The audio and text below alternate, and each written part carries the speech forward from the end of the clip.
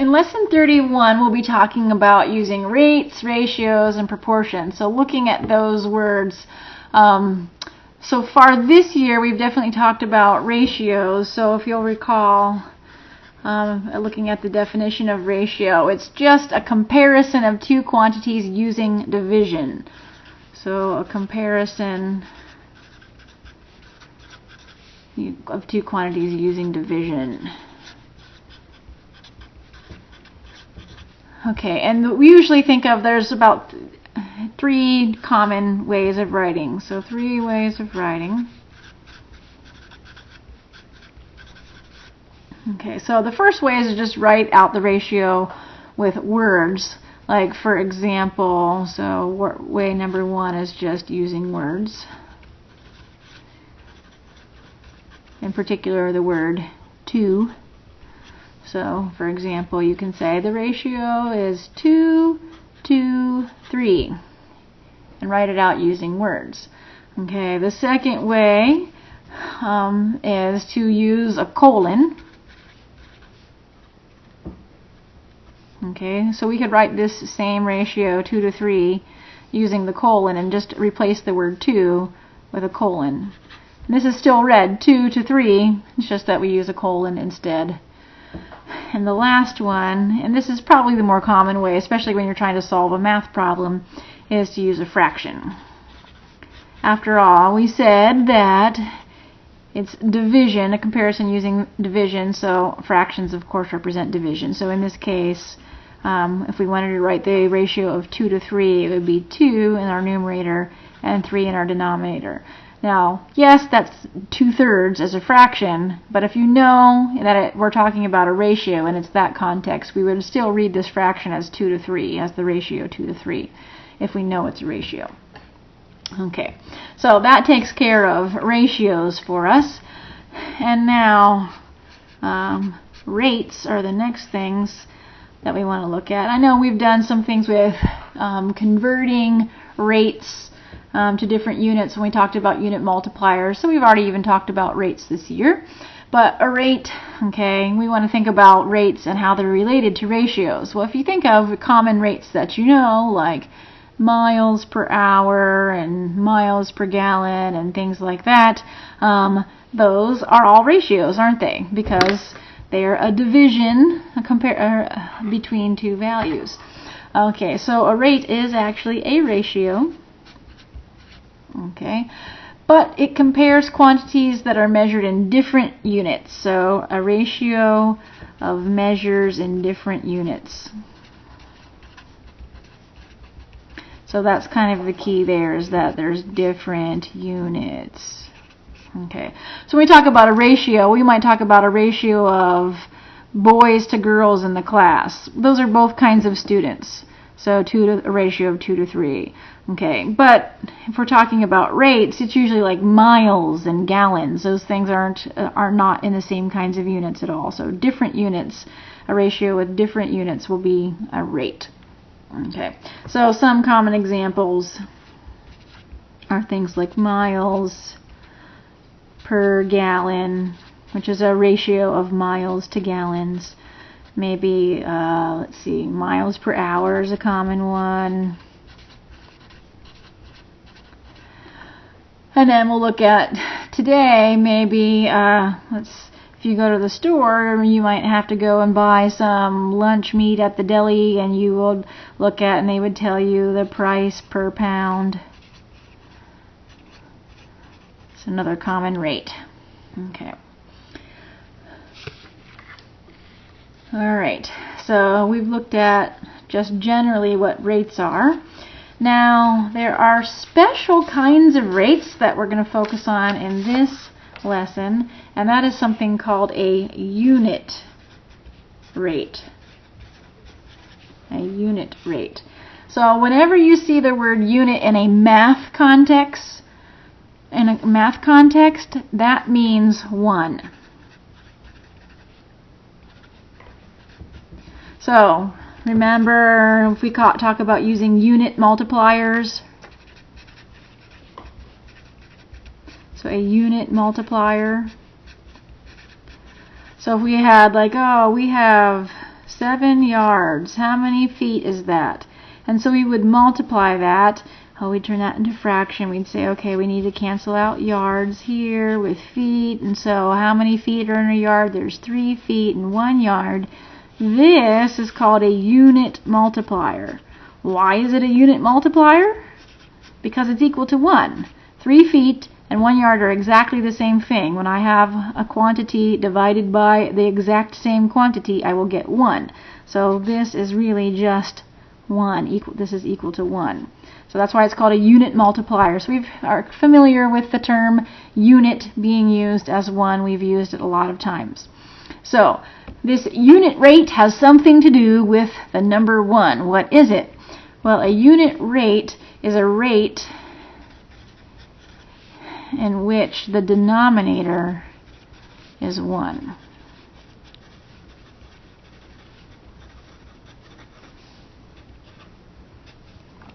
Okay, so for instance, you might go to the store and see that they're selling cake mixes. They're on a great sale. They're $5 for 2 boxes. Okay, so as a rate, we would say, just a general rate, we would say, okay, that's $5 per 2 boxes. Okay, note that this fraction does not have a 1 as the denominator. So if we wanted the unit rate,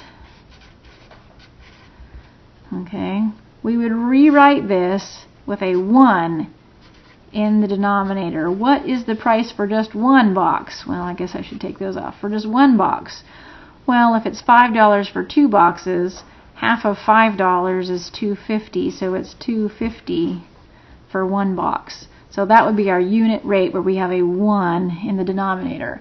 And usually when we want to do comparison shopping, that's what we want to look at, convert everything to a unit rate so we can make a comparison and see what the better buy is. So that's the common kind of problem that where we're going to need to use unit rates. Okay. So let's do a couple of problems first, and then we'll go on and talk about proportions. But let's just do a couple of common warm-up problems to get our selves thinking. Alright, so what is 15 miles per hour in feet per second? So this is just a conversion problem. We've done these before.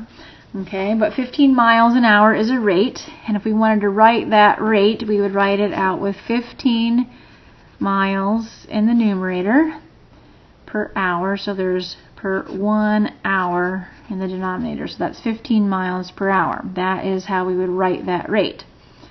Now if we want to convert it to feet per second, think about what we're going to have to do. Okay, so we're going to need some unit multipliers, multiply by 1. Let's maybe take care of feet first. So if we want the unit in the numerator to be feet, okay, then we have to get rid of miles. We want those things to cancel out, right? So how many feet are in a mile? Well, there's 5,280 feet in 1 mile. So that will be our first unit multiplier. That will take care of feet, because we have that now. And next we need to think about seconds. So we don't want hours, we want seconds. Okay, so we know the relationship between hours and minutes. Maybe we can get there first. So we want to get rid of hours. This is the denominator, so we need to put hours in the numerator to make sure that those go away. And like we definitely know that 1 hour is 60 minutes. Okay, so that at least gets us a little bit closer to seconds. But we don't want feet per minute, we want feet per second, so we still need 1 more unit multiplier. Okay, we want to get rid of the minutes, so we'll put that up in a numerator where it will cancel. And we look at the relationship there. In 1 minute, there are 60 seconds. Okay. And so now that should be enough. So we've got feet left over and we've got seconds left over with nothing to cancel. So feet per second will be the correct units. Alright, so to save time, we'll go ahead and just do this on the calculator. So I want to do 15 times 5,280. I'll need to divide that by 60 and divide that by 60 again. And I get 22 for my answer. So this is 22 feet per second. Okay, so just a good quick review of using unit multipliers to convert those rates. Alright, so the next problem we want to look at is are these unit rate problems. Okay, so which is better? A better buy. If you go to the store and you can buy 24 ounces of milk for $1.68 or 48 ounces for $2.88. Well, it's hard to tell exactly because we're buying different quantities of milk. Okay, and so that's where the unit rate comes in.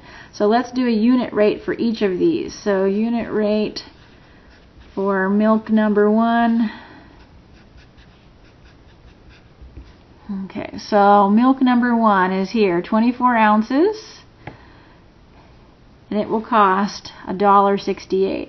Usually when we talk about unit rates, we want to do price per whatever unit they use to sell. So like dollars per pound or dollars per ounce or dollars per kilogram, whatever, however they're selling it.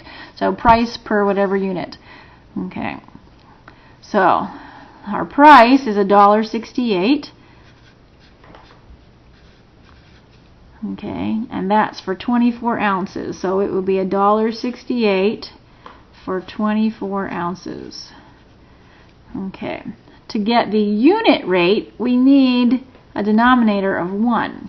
So if I divide this by 24 and I divide this by 24, I will get a denominator of 1. So I want this to be 1 ounce down here.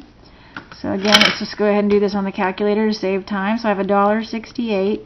And if I divide that by 24, I'll get that it's 7 cents an ounce.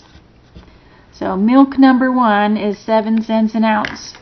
Let's look at milk number 2 here. So the unit rate for milk number 2, again we want the price per unit. This time the price is $2.88, but we get 48 ounces. Okay, so once again we want a unit rate. We want 1 ounce as our denominator. So we'll divide both of these by 48 to get our 1 ounce. And if we do $2.88 divided by 48, we'll get 6 cents. Oops. Alright, and so milk number 2 only costs 6 cents an ounce. Milk number 1 is a little bit more expensive, a penny more per ounce. But if we want to buy the best one, we're definitely going to go with milk number 2 that only costs 6 cents an ounce.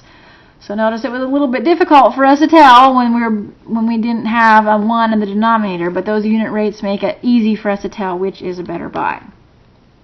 Okay. So the next problem, instead of a better buy, we're talking about better gas mileage. So let's say you see 2 different cars.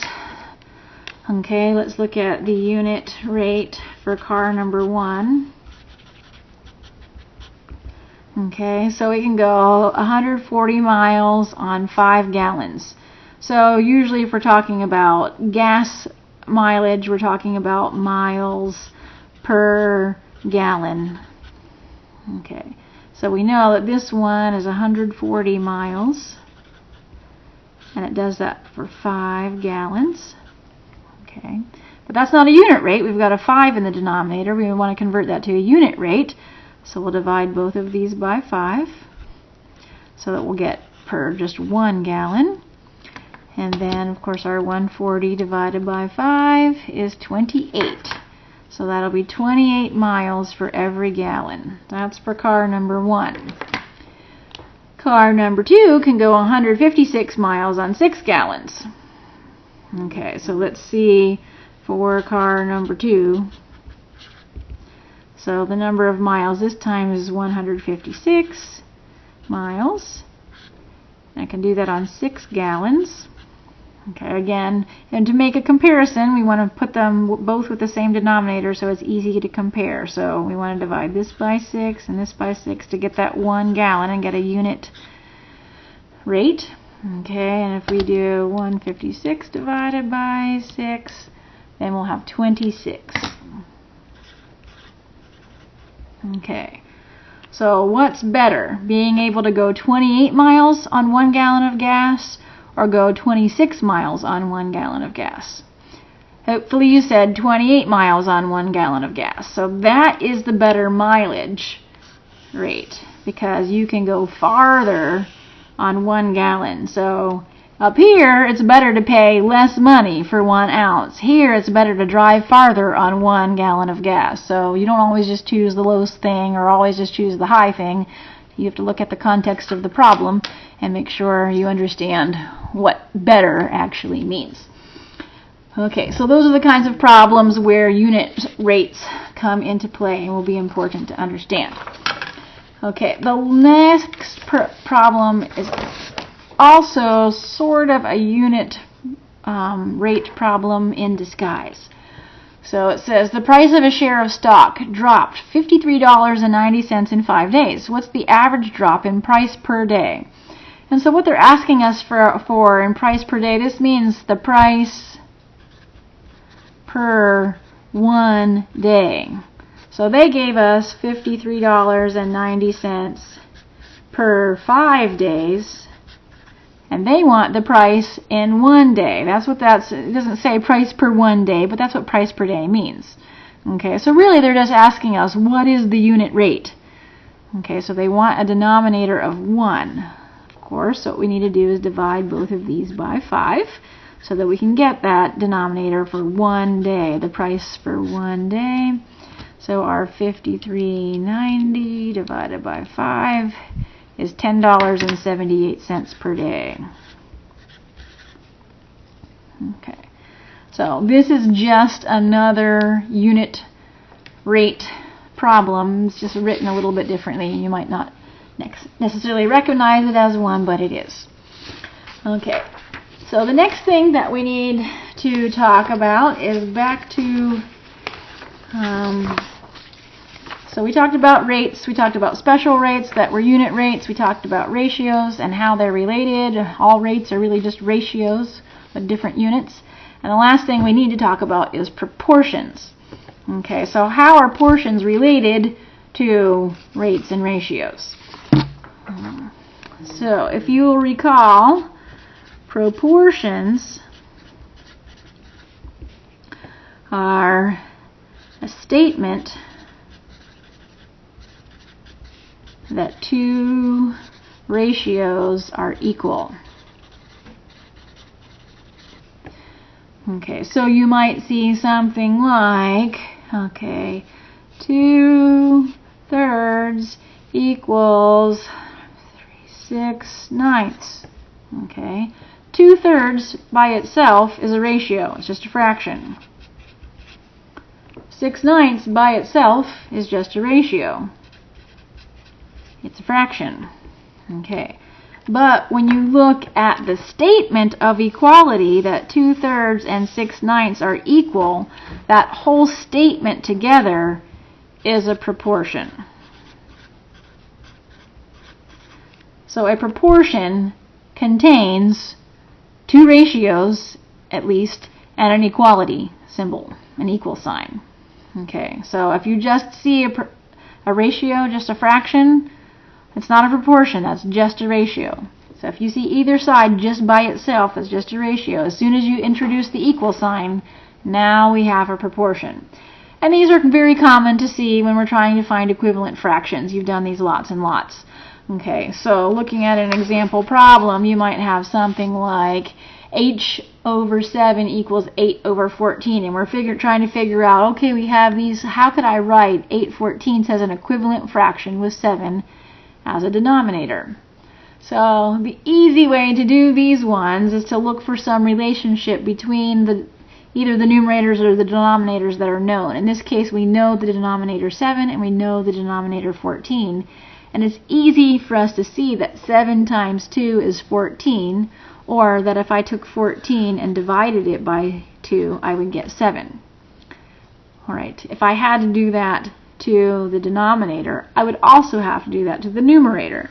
So, to figure out what the missing numerator is, I just have to do the same thing that I did to the denominators. I would have to divide 8 by 2. 8 divided by 2 is 4, and so in this case, h would be 4. So that's the sort of just the visual inspection using our logic and powers of reason to figure out what the missing numerator or missing denominator is. Now this one over here is a little bit more difficult because when you look at what do I know, oh, I know these two denominators, but 14, there's not some nice multiplier. I can't, if I do 14 times 2, I get 24. That's bigger than 21.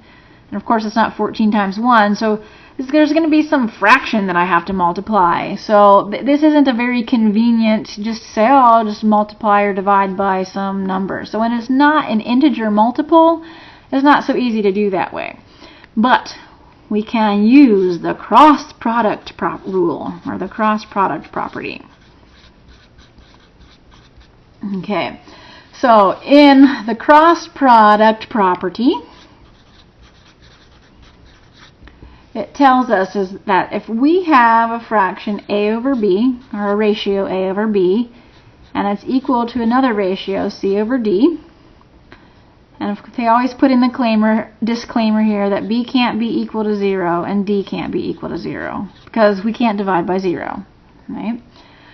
So, but if we have this kind of a proportion where a over b equals c over d, okay, then the cross product, so if we take a times d, so we go crosswise across that equal, and we take a times d, it will be exactly the same as if we go across the other way and multiply b times c.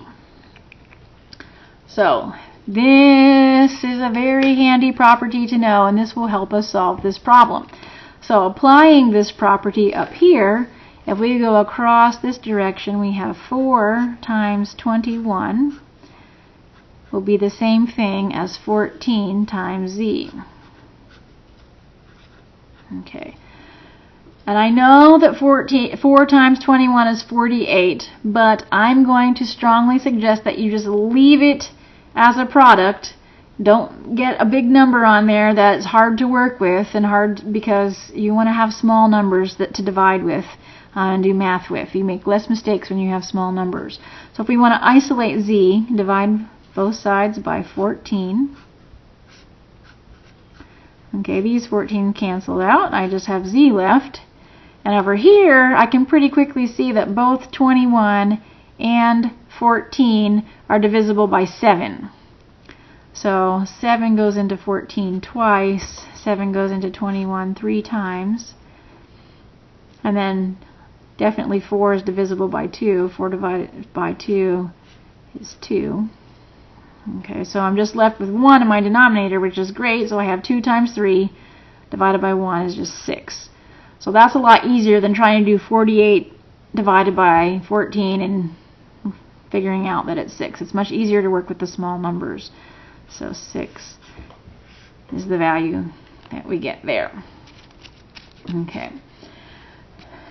Now, that's the sort of, warm-up problem.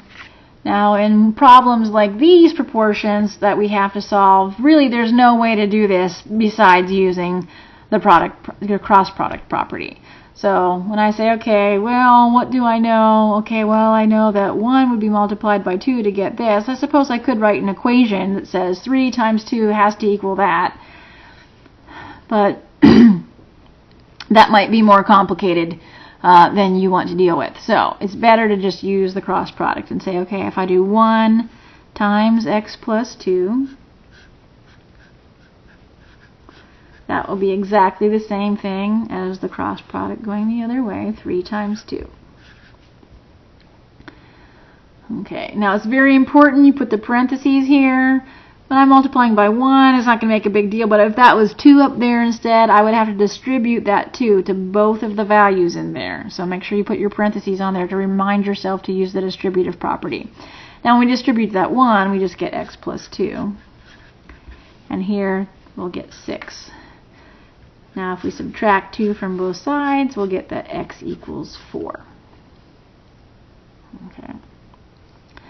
Now this one we can do the same thing, do the cross product. So let's go this direction. I'm just going to write this as 7 times r plus 2. Multiplication is commutative, so I can switch the order. It's easier, I think, to remember to use the distributive property if I put that constant that doesn't have a variable out in front of the parentheses. Okay, and then I do the 7 times 5 on the other side. So I'll distribute this 7, so 7 times r is 7r, and 7 times 2 is positive 14. And then we have the 7 times 5 is 35. If I subtract 14 from both sides, I'll get 7r is 21. And then divide both sides by 7, and I'll get r is 3. Okay.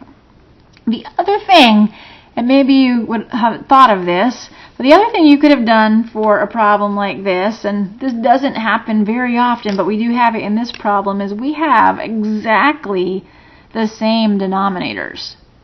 So an alternate solution for this one that would actually be a little bit shorter and easier is say, well, if the denominators are the same and these are equal, the numerators have to be the same. So I could go straight to knowing that r plus 2 has to be 5. They have to have the same numerators. And now if I just subtract 2 from both sides, I'll get r equals 3. So that's the short and sweet solution to that problem if you happen to notice that the denominators are the same. Alright. So in the previous problems, they already had a proportion that you had to solve. In these ones, you have to come up with your own proportion. So Renee finishes 24 homework problems in 1 hour. At this rate, how many hours will it take her to complete 72 problems? Okay, well, we have one ratio that we know. We have this 24 problems in 1 hour. So that ratio would be 24 problems in 1 hour.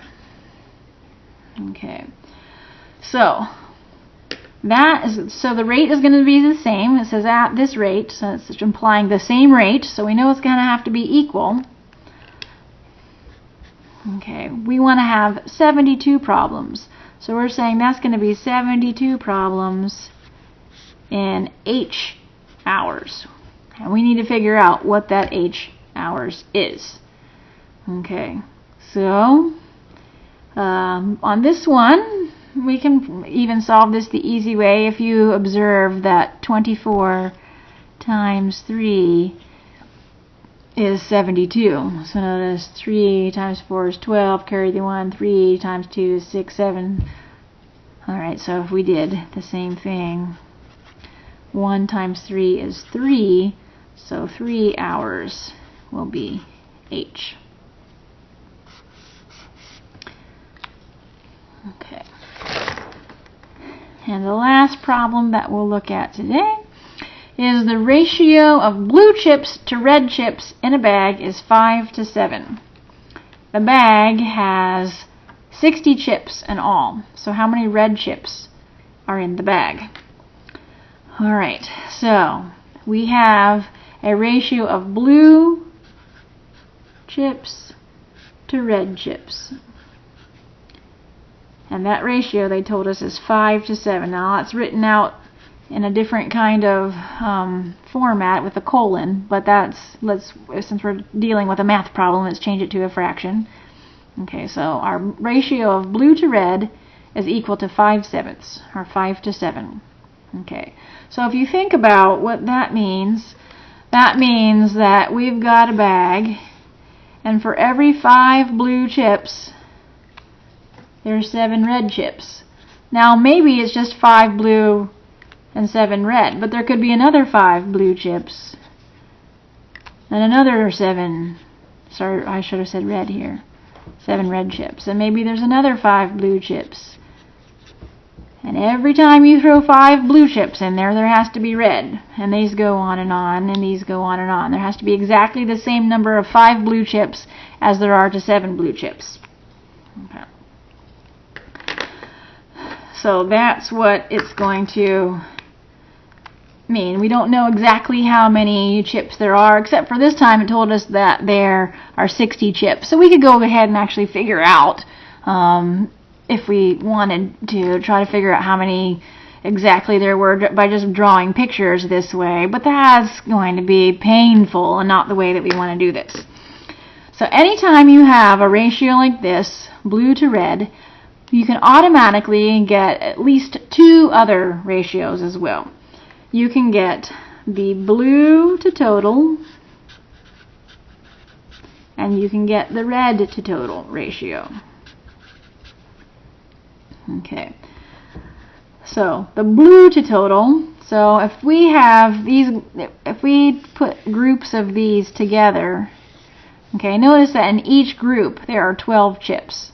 There's 12 here, 12 here, 12 here. I don't know how many groups there are, but every time we're going to have a ratio of 5 blue to a total of 12 chips. And in each one of these individual groups, I'm not sure how many there are, but the overall ratio will be the same. There's always going to be 7 red out of the total of 12 in each of those groups. Okay, so this one ratio of 5 to 7 actually gives us 3 ratios that we can deal with. The blue to red, the blue to total, the red to total. And hey, even if we needed the red to blue, the total to blue, the total to red, we could just turn these all upside down. Okay, so this is what they're asking us. How many red chips are in the bag if there's 60 chips in all? This 60 chips in all, this is a total. This 60 number is a total. Okay, and then we need red chips. So which of these ratios has a red and a total in it? It's this one right here. So that's the ratio that we want to use. So we know that red to total is 7 to 12. So 7 to 12 is our red to total. Okay, now which of these do we know? The number of reds or the number of total? This 60 is the total number of chips. Okay, so total is a number that goes in the denominator. Red is the thing that we don't know. That's what we're looking for. That's in the numerator, and that's what we'll have as our variable. That's the thing we don't know. Okay, and probably you see we just had to multiply this by 5, but let's go ahead and practice using the product property to solve this. So let's do 7 times 60 equals 12 times r. And then to isolate r, to figure out the number of red chips, we just have to divide both sides by 12. Those cancel out. 12 goes into 65 times. And so we have 7 times 5 is 35, which we observed that we just had to multiply by 5. But it's good practice to write those using that product property. So there are 35 red chips. Okay. So that should be enough to get you able to solve all the problems that you have, and I hope that you enjoy that.